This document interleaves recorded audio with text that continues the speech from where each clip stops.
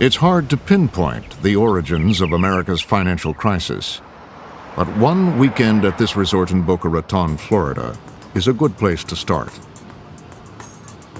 Assembled here in June 1994 were a group of young bankers from J.P. Morgan. At the time, it all seemed innocent enough. Boca Raton was a gathering of people that were part of the global derivative group at J.P. Morgan. In part as a celebration, in part as an opportunity to relax, but perhaps much more importantly, as an opportunity to get creative, innovative people together in a room to discuss a whole variety of different topics. And since they were young, mostly in their 20s, and since there was plenty of money floating around and they were full of high spirits, they did what any young bunch of kids would do, and they got drunk, they had parties, they threw each other in pools.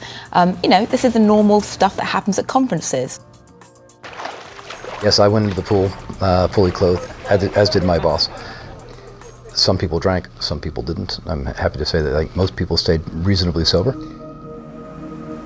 They played hard, but they also worked hard.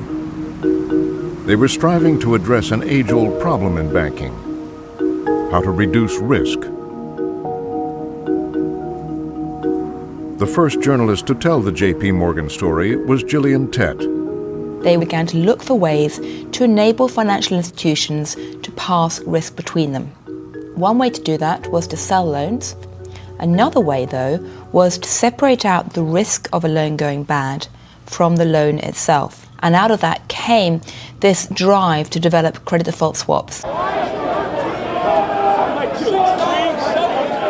Credit default swaps, a kind of derivative that insures a loan against default. Traditionally, derivatives were a way to bet on the future value of something. For hundreds of years, farmers have traded derivatives to protect themselves against fluctuating crop prices. It is this type of derivative that has been traded on the Commodities Exchange in Chicago, along with the futures of fuels, currencies, and precious metals. In Boca Raton, the J.P. Morgan team realized that they could use credit derivatives to trade their loan risks. Bankers borrowed one set of ideas that had been developed in the commodities market and applied it to loans for the first time. This idea was essentially created under the banner of making the financial system safer.